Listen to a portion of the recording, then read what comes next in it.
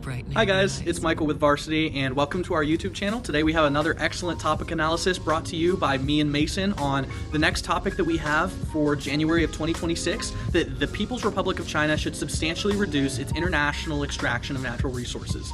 This topic is a big one, and at first it seems really simple, but at the end of the day, it's really not as much as it would seem at like face value. A lot of people would think that like, oh, this topic is really just about rare earth minerals and things like that, but natural resources pertains to a lot of wide variety things that are not just something like cobalt or lithium or things like that. It also includes things like oil, natural gas, wood, fish, so much more. Just anything that can be extracted or farmed or anything counts as a natural resource, and so that's what this topic is really talking about.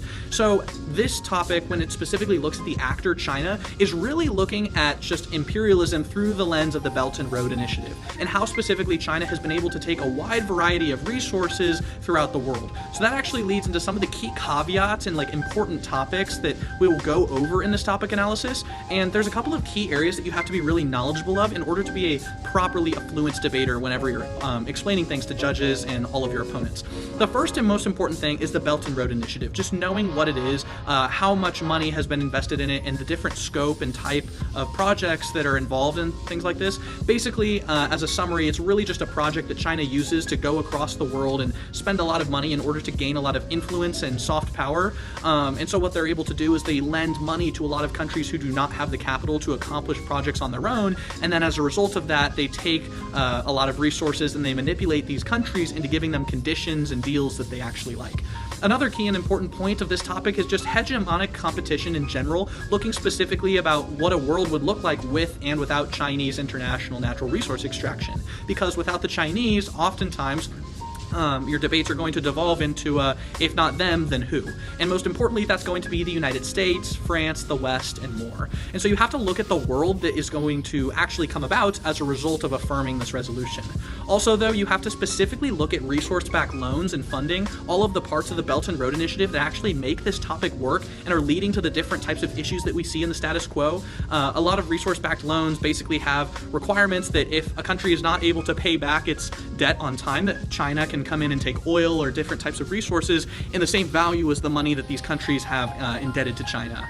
Another key and important thing is you have to look at the environmental implications of a lot of these mining projects, because oftentimes they are not good for the environment and actually have a lot of harms. And so by reducing China's extraction across all of these areas, are there possible benefits that you would see from a reduction of activity? And that's something that the AF and NEG are going to have to explore and prove their points on. And then most importantly, at the very end, we also have to look at supply chain control, which is another key part of this topic, basically talking about what a world with reduced resources and reduced mineral extraction and reduced natural resource extraction would look like, and what that would look like for our factories and our industries as we see a world with more people that requires more consumption of materials and a larger consumption of finished goods. And so how exactly would this topic be mechanized in a way to look at what specifically would come about as a result of affirming? Would we see shortages of the supplies that people need? Are people going to get the food, the raw materials, the medical supplies, and finished goods that they need? What would that look like? So each debater will have to prove their case on what exactly is going to come about as a result of these 5 different caveats.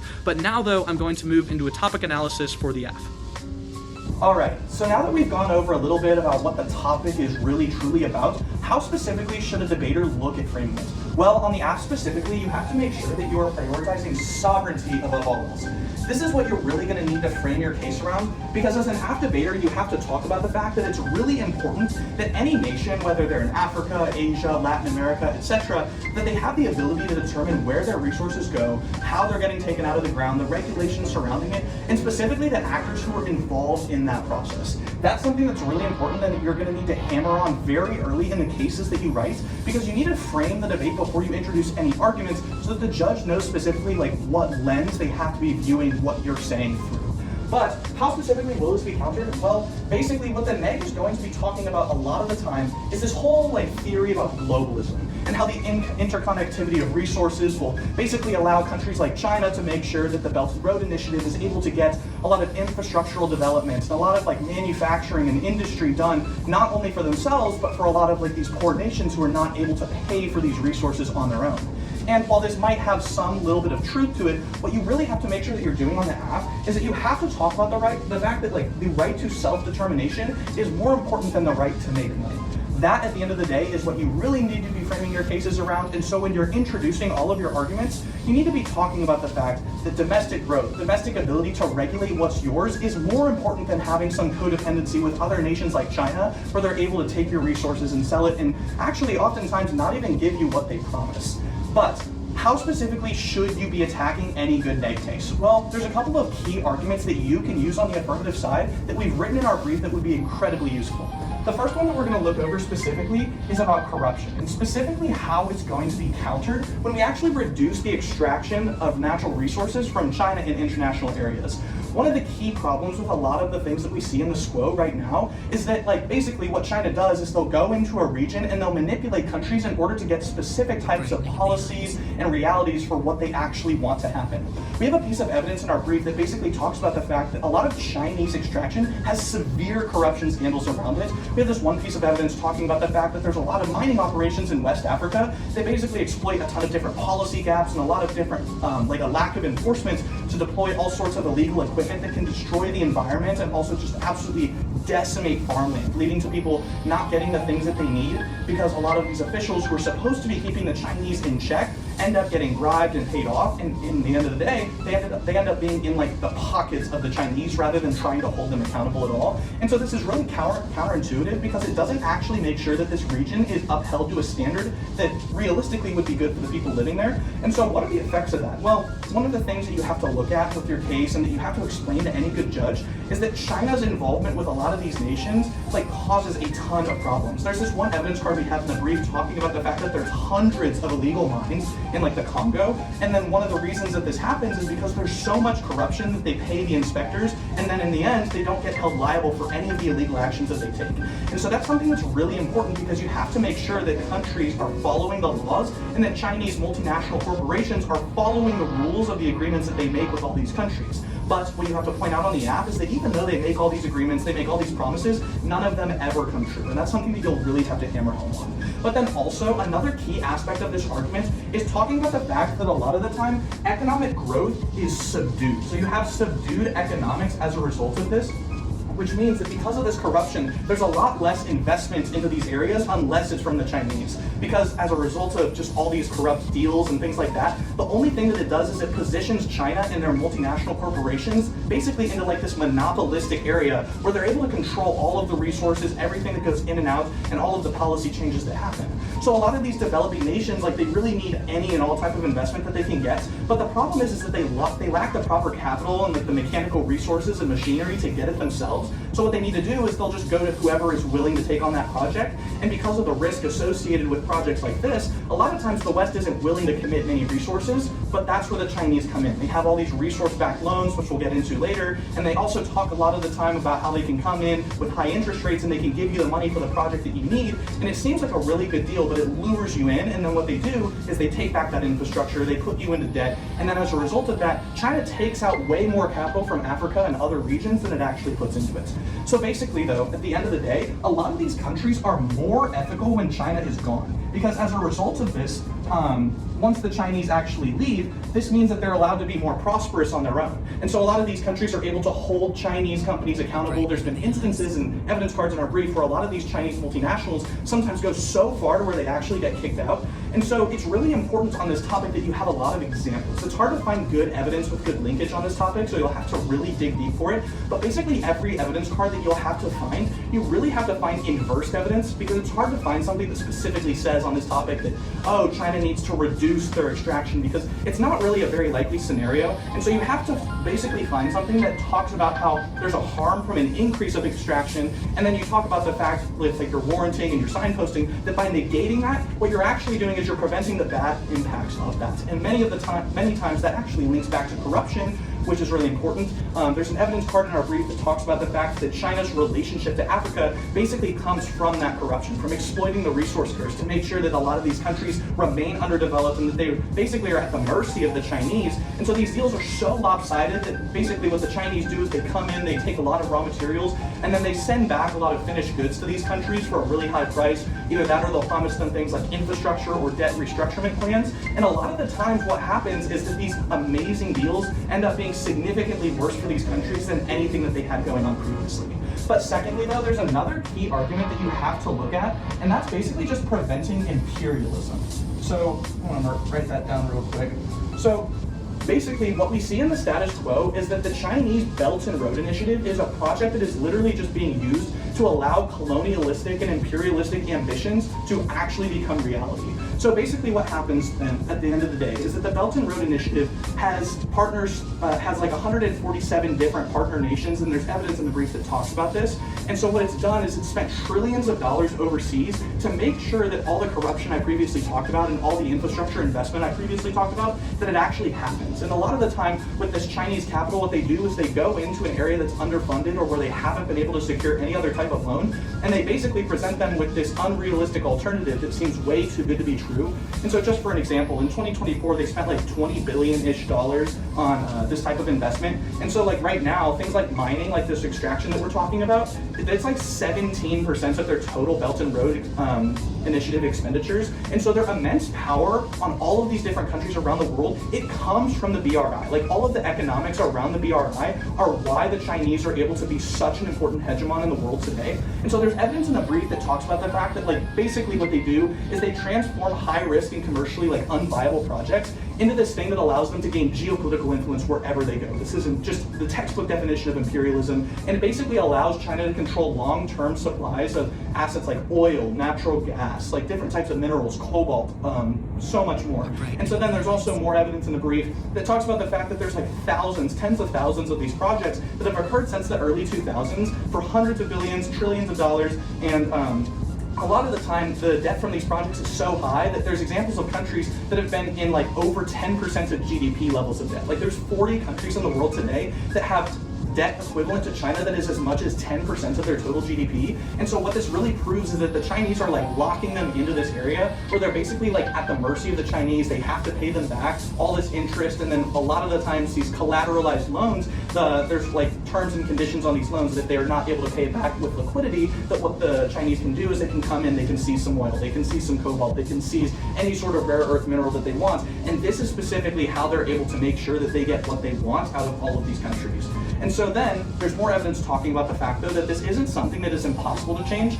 Later in the brief, what there's some evidence talking about is that basically what we're seeing in the world right now is that there's a lot of recognition that this is a really harmful policy for a lot of these developing nations. And so as a result, if there was a lot of investment, it would actually reduce basically like all this imperialism that China is able to accomplish. And that there's actually a lot of markets right now that, yes, they do have a lot of like Chinese influence just due to political proximity, but that there's a lot of new players who are coming into the region, like Australia, the United States, Saudi Arabia, and more. So basically what they want to do is they want to get rid of this creditor imperialism. Like these African nations, they want to escape that debt because it's really harmful for them. But thirdly though, another thing that we have to look at is just like quality of life. This is like a two-pronged point, because there's a lot of different things that come as a result of quality of life. Firstly though, we're going to look at food security, and that's the one that I'm going to spend a lot of time on, just because it's really important, and just the different types of implications that we see with things like resource extraction as a result of like Chinese imperialism in international areas. And so one key example is that there was like this mine in Zambia just last year that basically they had a resource spill that was so big because of Chinese negligence and just not following like environmental protections that it literally contaminated like hundreds of thousands of acres of farmland. It lost farmers 60% of their crops. There was something like 500 farms that were totally contaminated. 50 million liters of water with just toxic sludge just drained into a river that supported like 60% of the country. Just horrible examples of how food security was basically put at harm because of Chinese actions. Because Zambia is a country that's very reliant on fish, and those fish were in the water. The water was what was used to basically fertilize all the crops. And as a result of this water being contaminated, it absolutely decimated the food systems that the Zambians had to live with. And so what happened as a result of this is that the Chinese actually got kicked out of Zambia. And so what we saw is that their quality of life was able to improve after the Chinese were forced to leave. And so that's what you really have to hammer home on with this topic, is that you have to talk about the fact that the only thing we see is that, like, if there's an increase of harm with Chinese involvement, that you have to talk about the decrease of harm when they're gone. And so that's what you have to hammer home on. And so another just interesting stat about that whole thing was that right now, as a result of like mining because of Chinese, like a lot of these indigenous and like local communities are really vulnerable to a lot of like land and like food stuff. But over 52.9% of all contaminated species or plants, 40.3% of fish are contaminated, and it really shows that there's like a direct link between the harmful effects of resource extraction from the Chinese and like everyday life for all of these people. But then secondly, this actually ties in very well to the food security point, but it's just about the environment, and specifically the environment that all of this food originates from. There's a lot of evidence in the brief that talks about the fact that mining in general is really bad, but what we see from the Chinese is that their mining is oftentimes even worse. Extractive industries right now are responsible for about half of the carbon emissions that we see, about 80% of the biodiversity loss, and that's just in the world today. And so what we've seen is that, like, in the status quo, resource extraction is something like 2 or 3 times faster than it was in the last couple of decades. And so what we're going to see is we're going to see more harmful impacts just no matter what. But what we also have to do is we have to minimize the harmful effects from those bad actors that we see, namely the Chinese and others. And so another thing that you have to look at, though, is that when you, there's this evidence card in the brief that talks about the fact that across like thousands of projects, the Chinese actively look for areas with weak environmental protections in order to place their mines, in order to place their extractive industries in, because they don't want to have to worry about government regulation and following the rules, because for the most part, they really just want to do what they want. There's an evidence card specifically that says that these areas are quote-unquote pollution havens for all of these Chinese enterprises. And so over the last couple of decades, the Chinese have made all these regulations saying that they want to do good for the environment, and so they have all these lofty goals, but they don't really actually enforce any of them. And so the Chinese government will readily admit that a lot of these companies are not meeting the standards that they set. But the thing is that they'll just say, oh, it's the fault of these small nations for not holding our companies accountable, rather than actually instructing their multinational enterprises to do the right thing, protect the environment, and do things that are actually good for other people. But at the end of the day, that's not the goal of the BRI, because the goal of the BRI is to prioritize money and influence over any sort of human impact. So on the app, you really have to prioritize looking at the value of people and keeping people, the environment, and food safe, rather than just making a couple extra bucks. Now that we have that all out of the way, though, I'm going to move over to specifically how you want to attack the neg. All right, took a second to move the board over so that I could just get some good space to work, but basically now what we're going to do is we're going to look at how specifically you have to attack the neg if you're going to actually win an app debate. So we already went over the arguments and the framing, which is really important, talking about the fact that you need to prioritize sovereignty over globalism and simple economics. So what you need to do is that you have to take an approach where you're basically saying that, hey, if we're some like developing nation, what we need to do is we need to make sure that we have 3 things. First, sovereignty. Secondly, the right to self-determination. And thirdly, just ethics, because business ethics are going to be really important to make sure that these companies are doing the right thing and that they're not polluting the environment, that they're not taking advantage of people, etc. But now that we have that out of the way and you know exactly how to frame it even better, what you have to do firstly as an answer to neg is that overall you just have to take the approach that basically what we see is that there isn't really any good alternative, because the only alternative is the West. So the thing that you have to talk about is the fact that the only other people that could possibly replace the Chinese are countries like the United States, France, the United Kingdom, and more, many of which have already exhibited horrifically awful impacts in Africa over the last couple of hundred years, specifically the British and the French. So what you have to talk about is that a lot of these countries are not actually experiencing anything that's very different from what they've gone through before, but what they've actually seen this time with the Chinese is that they are actually reaping some level of benefits. A lot of studies that you can find online with your research talk about the fact that, like, yeah, the Belt and Road Initiative, it might be harmful to an extent, but what you really have to look at the end of the day is, are any of these nations having any net gain? And a lot of the time they really are, because what we have to see is that there are a lot of resources, there are a lot of jobs and industries that are being poured into these nations, and so there is some level of benefit that these people are getting in these African nations, these Latin American nations, that were just simply non-existent during previous periods of colonialism. So what you have to talk about is that if you actually take away the Chinese, if you reduce their international mineral extraction, resource extraction, pardon me, the only thing that you're actually going to see is you're going to see a loss of the jobs, investment, and infrastructure that the Chinese bring with them. Because the thing is, as they get more ambitious and they want more resources, what they're going to do is they offer more things in order to get it. And a lot of times, a lot of these African nations who aren't able to get the things that they need on their own, they really rely on these infrastructure projects to build bridges and roads and logistical networks and railways and airports and so much more that they just simply would never be able to provide for themselves otherwise. The United States, France, and Africa would not be willing to do those same things, and they haven't done it anywhere else in the world as of lately. And so what we see is that the Chinese have something very uniquely just beneficial to the African nations, even if they are getting taken advantage of to an extent. But secondly, another thing that you also have to talk about is just supply chains. Because at the end of the day, the thing that's really important about a lot of this resource extraction is all of these things are incredibly vital to the world economy. You have things like oil, you have natural gas, cobalt, a lot of rare earth minerals, iron, steel, so much more. Things that are coming out of the ground that are actually very beneficial to the global economy, and they allow the gears of our economy to actually function. We would not be able to manufacture almost anything without the things that China takes out of the ground. And a lot of the global manufacturing that we see right now is based in China. So China is like the global powerhouse that's able to pump out all the goods that we need. This marker, my laptop, my phone, probably all of this stuff comes from China because they're able to take out the resources from regions like Africa and Latin America that they have these Belt and Road initiatives to get the materials for. These are projects that allow the things that we need in our daily lives to get produced. And so by having any sort of reduction for these extraction programs, the only thing that you're going to see are like constraints. People are not going to be able to get the things that they need because a lot of countries are going to be trying to take over all these Chinese industries and trying to figure out what are some alternative routes that we could take in order to get the materials that we need rather than just doing what the Chinese did in Africa. And so it isn't just totally impossible to say that that could be done. I mean, there are some examples of how companies like Meta and Google and Apple have had this more sustainable approach to getting the resources that they need for companies like Foxconn, which are based in China and India to produce like phones and different types of tech. But the thing is that on a large scale, this is not something that can just easily be replaced and will require trillions of dollars of investment to actually replace the Chinese. So the only thing that you're actually doing by reducing Chinese mineral extraction and resource extraction is that you're leading to a scenario where there's going to be significantly more money needed, significantly more debt needed, because people are going to have to basically come in and build all these new projects, which a lot of times in the developing world means people are going to suffer. And then most importantly, a lot of these countries are going to get even sunk further into debt, which is obviously something that they do not need at all. So at the end of the day, you have to prove debt is bad, and that's not hard to do, because the thing is that you can directly tie supply chains and the things that come with them, like producing things for our economy, to debt. Because you have debt from the companies who are actually there to make sure that they can dig stuff out of the ground.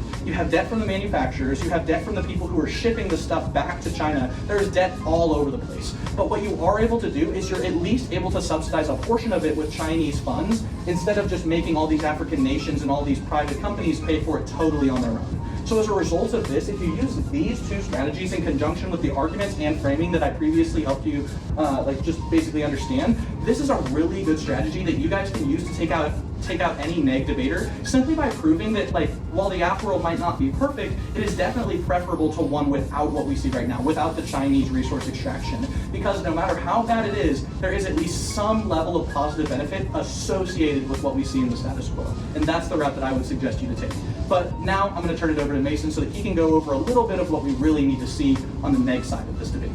All right, thank you, Michael, for that covering of the app section. Now let's take a look at neg. Now, the first thing I want to say before diving into the neg side of this debate is that really this side has the short end of the stick. It's hard to argue how Chinese resource-backed loans are very good for developing countries. Like, the entire incentive of China is to manipulate, and I think it's going to be very hard to convince a judge that that's not the case. So I think what's really going to be important going into a round on neg is establishing the framing of the debate. That's going to be one of the most important strategies you can have before you even get into your arguments. Now, what I mean by this is establishing a framework of what this debate is going to be like evaluated on. Now, there are really like a couple ways you can do this, and I think on neg the best one is to get in the idea of establishing some kind of benefits for China framework. Like, China, as the actor of this revolution, is going to be taking the biggest hit by pulling out all of their investment. Well, not all of it, but like a significant amount of their investment from the developing world with their resource extraction projects. So I think establishing a framework of this is going to make the Chinese economy worse, the Chinese people feel the pain, is going to be really helpful, because that's where the most true impacts lie on neg. Because this will effectively, undoubtedly hurt China.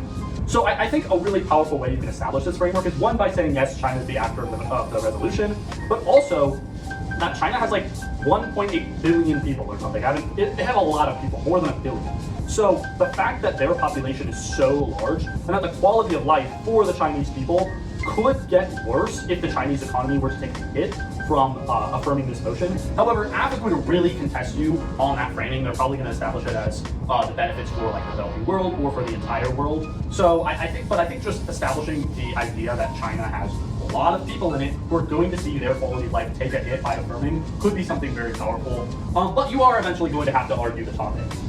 When it comes down to whether or not China should substantially decrease its resource extraction projects. And as Michael explained, this is by and large about the loans it gives to developing countries. Because that's like really where the resource extraction happens. What they have are what's called like resource-backed loans, where China gives money to developing countries for like finance projects, and in return, they pledge future revenue streams or like future resources from mines to China in return. Also, what happens a lot of the time is them giving like deals to Chinese like multinational companies to come in and do the extracting themselves, which is a result of the financing that China gives to developing countries. So that's what we're debating, whether or not China should decrease its resource extraction, which is pretty much going to mean decreasing the loans through its like Belt and Road Initiative that it gives to countries in the global south. Now, I think there are three large argument spheres for neg to take. The first one is that it's going to be worse for China. Now, I established that in the little framing section here, but it really could be worse for China for a couple of reasons. First, because of their economy, there are a couple like links to this. The first being that a lot of the loans that already exist, like I said, rely on these resource extraction projects. So by pulling out significantly from resource extraction, a lot of these loans would have to be restructured in a way that decreases the collateral return that China gets from making them. So that would hurt China's economy because it would decrease the exports of like resources like oil, natural gas, and minerals that go into China. And China is incredibly resource dependent. It's incredibly dependent on these exports from the global south. Because like a lot of the Chinese economy, sure, yeah, it's manufacturing, but it's also importantly hooked on like a refinement of resources. Like they have like a huge like rare earth element refinery. They have a refinery of all kinds of other minerals. And so the fact that like a lot of these streams would be shrunk would hurt their refineries. I think another reason why it would hurt its economy, however, is because of like Chinese soft power. Like with the Belt and Road Initiative, China isn't just looking to like purely increase its economic gains from like exploiting the developing world. China's also looking to increase its influence, which translates to other countries like supporting Chinese initiatives, developing more bilateral trade agreements with China, and so on and so forth. I think this is a very strong angle because it doesn't necessarily rely on the fact that China's economy is being increased because the economies in the global south are being exploited. Instead, it's sort of like a mutual gain idea, where China giving loans to countries in the developing world establishes like a stronger soft power tie between the two, which leads to mutual benefits through like bilateral trade agreements that have like no tariffs or anything, and stronger coalitions to challenge the West, which I'll get into later. But thirdly, I think another idea here under the idea of China's economy is Chinese desperation. What happens when China's economy gets hit is that Xi Jinping doesn't want to look like he is a bad leader. He wants to like ensure that his position in power is stable, which means appeasing all of China's elites that have the power to dethrone him. There's a lot of good evidence in this under the argument of Chinese desperation in our brief. And the idea is that when China's economy takes a hit, as it undoubtedly would, in fact, I have a card that's saying China losing its imports of like oils and minerals from the global south would cause its economy to get tanked by like 17%. So once China inevitably gets economic losses, Xi Jinping is going to want to recoup his favor in the eyes of the elites. And he does that by making himself look good to the Chinese public. And there's evidence that says the Chinese public starts rallying around Xi Jinping when he becomes more aggressive overseas. Like during the COVID-19 pandemic, when China's economy took a hit, Xi Jinping responded by increasing aggression towards his neighbor countries, because that allowed him to look good and like patriotic to the Chinese people, which thus satisfied the elites, because the elites do not want to challenge a leader who's popular in the eyes of the people. So there's a really solid link chain under that argument of Chinese desperation that says when China's economy takes a hit, as it ultimately will, Xi Jinping, in order to like maintain his stature, will start pressuring other countries around him, leading to more aggression, leading to like potentially trade wars, maybe even like violence, military violence, which then not only hurts the Chinese economy, not only hurts the Chinese people, but also hurts the global economy and everyone in those other countries. Moving on, I think the second most powerful argument for neg is that it's actually going to be worse for developing countries. Now, there's a couple reasons why this is tentatively true, why on neg you will say it's true. And the first is developing the global south. Like, sure, a lot of these loans are collateralized on resource extraction projects, but the fact that those resource extraction projects allow countries to get these loans, it means they have more capital in those countries. Once you get a multi-billion-dollar loan from China, you have that money, which is oftentimes pledged to like building hospitals, building infrastructure, roads, highways in African countries that lack those resources. So by having capital from China injected into the global south, you develop countries that otherwise would be lacking. Now, a lot of this happens in order to promote the clean energy transition, because a lot of the money coming in from China goes to clean energy projects. It goes to nuclear power plants. It goes to like solar power and wind power infrastructure, because what the developing world needs a lot of the time is energy. It's like a lot of countries in like Africa lack basic like electricity infrastructure for a lot of those people. So when China spends money through those loans on developing infrastructure in those countries, it oftentimes comes in the form of clean energy, with both benefits the people in those countries because now they have electricity, but also benefits the global clean energy transition. So that is also another counter to like AF's idea of like hurting the clean energy transition because you're mining like oil and gas. I think an important thing to bring up is that we are already decreasing like oil and gas resource extraction. Xi Jinping has like a pledge to stop building new coal plants in the developing world, like stop resource extraction of coal, which means that pretty much all that's going to happen, and he's already done this, like sure, yeah, he's just said he's going to do it, but he's already started like significantly decreasing the amount of coal extraction. And there's a really good card on that in the brief that it's like down like billions of barrels or whatever. So that's a really good argument that we're already decreasing the environmentally harmful extraction. What we are doing, however, is extracting necessary minerals, like critical minerals, for the green energy transition, like lithium, like copper, like cobalt, etc. Moving on, there's now going to be another link to this worse for developing countries argument, which is that it destabilizes political regimes. This is a similar link to the Chinese desperation argument, in that when the economies of developing countries take a hit because they're no longer trading as much with China, their people are gonna not be as happy with the leaders in those countries. Because based on like a lot of polling in Africa specifically, the people of that continent have a very favorable view of China. They think China is developing their country for the better. They think China is raising their quality of life. Because a very good argument can be made that China is doing both of those things. So when those people stop being happy with their leaders because China is no longer dealing as much with them, and the economy takes a hit as a result, coups begin to increase. There's a very good card that says coups in Africa are inextricably linked to economic woes. So as African countries start having economic problems, as they stop getting as many loans from China, as they stop developing as much infrastructure as a result, the people stop being as happy with the ruling class, leading to increased number of coups, increased number of civil wars, which actually leads to a bit of a recurring loop where once you have a civil war, your economy can't recover, which means the people are unhappy again, which means it leads to more violence, your economy can't recover as a result, and African countries are trapped in this death spiral of civil wars as a result. So there's a very good link chain saying that removing it would make developing countries so much worse and their economies so much less recoverable because the people would be unhappy, because they would rise up as a result, and it would lead to this loop of civil wars. So moving on, I think the, oh, this is also a 1 here. That's my bad, this should be a 3.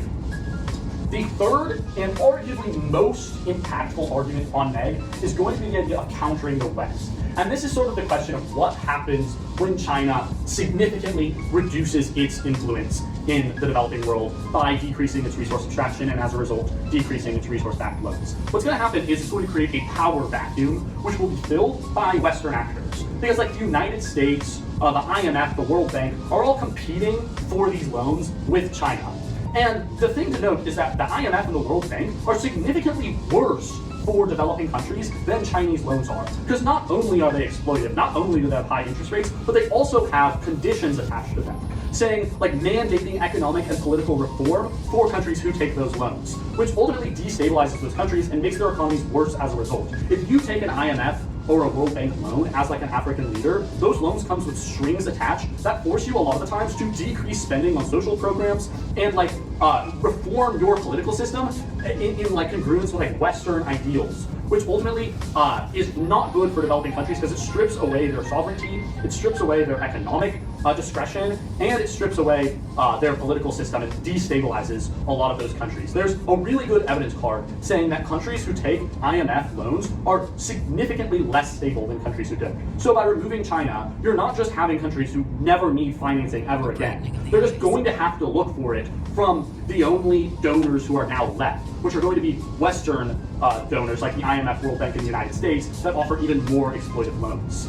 Now, the real impacts that come from this idea are in the next couple of arguments. The first being de-dollarization. This idea is that China, using its resource extraction projects, is promoting use of the yuan, the renminbi, or whatever, however you say the Chinese currency. It's promoting the use of its own currency, and in the future, maybe even the BRICS currency, by dealing a lot of these deals in the Chinese currency, which there's a lot of evidence to say is slowly eroding at the dollar hegemony in like the entire globe. So by affirming, what you're doing is decreasing China's ability to promote the use of an alternative currency to the dollar. And dollarization, like the US dollar controlling effectively the globe economy, has a lot of negative impacts on developing countries specifically, because while rich countries take all of the benefits from the dollar, developing countries do not. There's a very good evidence card saying that specifically the people, the workers in those countries, are hurt the most by the dollarization squo, because the leaders and like central banks in their countries have an incentive to just like hoard dollars instead of spending it on like improving infrastructure, spending it on the people in the event that like any other currency failed, because holding the dollar in a dollarized system effectively gives you some sort of financial security. So the fact that the dollar is the like only possible reserve currency means that less dollars are getting spent in developing countries on improving quality of life.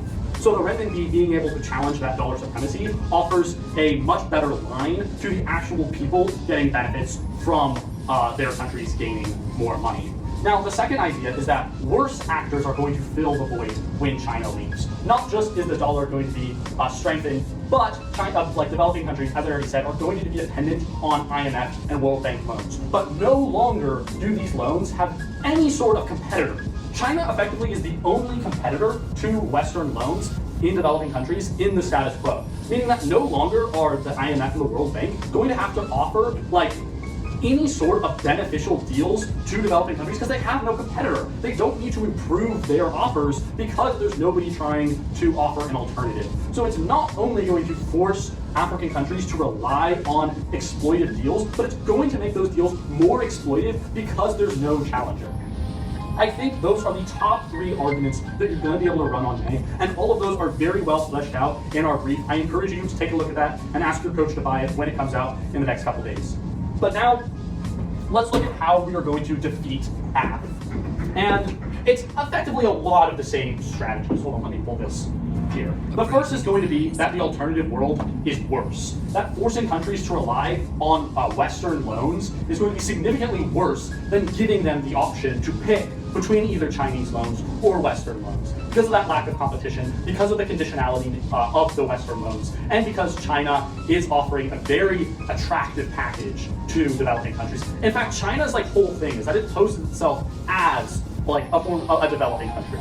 Like its entire appeal in Africa is that China is one of you. China is a developing country. China has been exploited by Western hegemony. So China is kind of on your side and is going to be offering you the best deal because it is one of you. Now, that has actually won a lot of support in Africa. African leaders significantly hold positive opinions on China. African people significantly hold positive opinions on China. And their economies are arguably better as a result. So one of the ways to counter pretty much all of AF's ground when they talk about like exploitation and China trying to take advantage of developing countries is that forcing them to deal with the West is going to be worse. It's going to decrease competition. It's going to force them to change their economic and political systems. It's going to be overall worse for the countries. All right, the second way to beat AF, I think, is going to be along the similar lines as the first. It's just going to be taking all of the impacts that they run, whatever impacts that they run, and linking out affirming to pretty much something that's worse than the SQO. And you can do this with pretty much anything they run. So I would call this just outweighing their impacts. Like, you, at the end of the day, are probably on net going to have to concede some level of impacts that are happening in the SQO that aren't very good. Because African countries are taking a hit as a result of crappy loans. But like I said, they're going to be taking that hit even worse on Apps World. So you run with that kind of link chain to outweigh every argument that they run.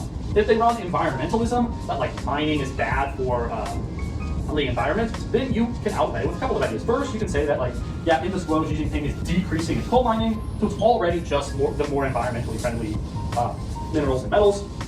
The second is going to be that it slows the clean energy transition, which is an argument that I specifically have in our brief, which says, again, that China is developing the clean energy transition in the global south through its loans, through its development of infrastructure, such as nuclear power plants and mining of critical energy transition minerals, all of those things. So you can outweigh an environmental impact pretty easily. You can outweigh the exploitation impact pretty easily. For economic impacts, you have a couple of routes. The first being a global supply chain shock, which is another argument I have in the brief. You can say that because China is the world's most dominant extractor and processor of natural resources, taking away a significant chunk of its ability to extract those resources would then choke up the entire global supply chain. Because even if those resources are directed somewhere else, there's not really any other countries that can refine them and export them to the rest of the globe like China can. So you'd be giving the entire global supply chain a really big hit, which has impacts that reverberate across the entire globe. And so that's one of the ways you can outweigh on economy. You can also outweigh through that civil war link chain that I explained, through the Chinese aggression link chain. So there's a lot of ways to pretty much argue that yeah, the SQO is not great, but it's better than affirming. It's better than giving the power to the West, and it's better than ticking off China. It's better than forcing countries to deal with countries that they don't want to, which in turn ticks off the people in those countries. I think there's a lot of ways that you can pretty much, I would hate to say fearmonger into turning this topic into something that's really going to cause global catastrophe. Honestly, it's not fearmonger, because that would happen. That would happen. That's why China would never do such a thing. It's been incredibly hard to find evidence on this topic for the pure reason that China would never do something so silly. And I think you can really run with that. That this is just a terrible, terrible idea for China. It would absolutely cook the Chinese economy because China relies so heavily on its influence in the rest of the world. It relies so heavily on being able to extract resources from the rest of the world, and the entire global supply chain relies on China. So I think you can literally just stand up and say that this is a terrible idea. There's no evidence on it because China would never do it, and because China's economy would crumble. Again, I have a part that said it would do so by 17%, and that's just taking into account oil. Not even any of the other resources in China, just oil, it would tank by 17%. And so the Chinese economy tanks, one of the big three economies tank. Chinese economy that is responsible for manufacturing everything in this room, that is responsible for refining all of the rare earth elements, that is responsible for distributing effectively all of the resources in Africa, that has impacts that reverberate around the entire globe. So honestly, I think that's pretty much your best strategy for neg. It's going to be difficult, but it's not undoable. I think neg, like I said before, is going to be very hard to run on this topic, but has the benefit of being probably the more true and correct side. Intuitively no, because it's going to be easy to say that China is being exploitive, but realistically, yes. So if you can prove those realistic impacts, you don't really have to cover up all of AF ground that the SQO is bad. Because pretty much both sides are going to be bad. You're never going to end up with a global status quo that is incredibly favorable to developing countries because they're every big player wants to exploit them. That closes it out. Thank you guys for watching our topic analysis video for January. If you made it this far, I'm sure you're a great debater and are interested in the topic, so I'd recommend go checking out our briefs over at varsitybriefs.com. We're dropping our briefs for January in a couple days, so make sure to check your emails and keep an eye out for that. Good luck.